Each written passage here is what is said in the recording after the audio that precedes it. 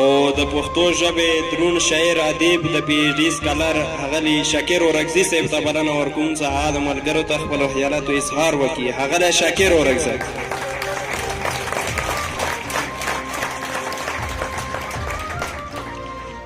ډېره زیاته مننه.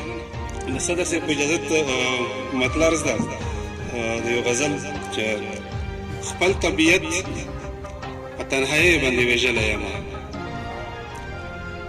خپل طبیعت په تنهایۍ باندې ویژلی یم، زه یو سړي په بېروخۍ باندې ویژلی یم، خپل طبیعت په تنهایۍ باندې ویژلی یم، زه یو سړي په بېروخۍ باندې ویژلی یم.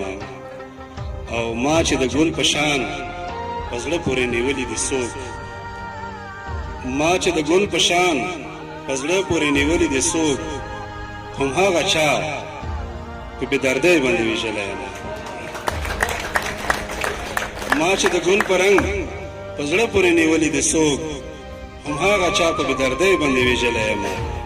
او چې مې دښمن ورته په ګوته کړو په ګوته یې کړم، چې مې دښمن ورته په ګوته کړو په ګوته یې کړم، زه خپل ولس په بې حسۍ باندې ویژلی یم.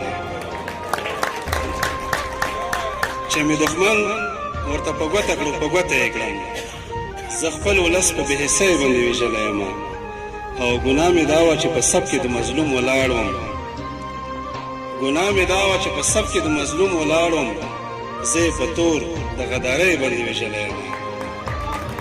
ګناه مې دا وه مننه جي ګناه مې دا وه چې په صف کې د مظلوم ولاړ وم، زه یې په تور د غدارۍ باندې ویژلی یم.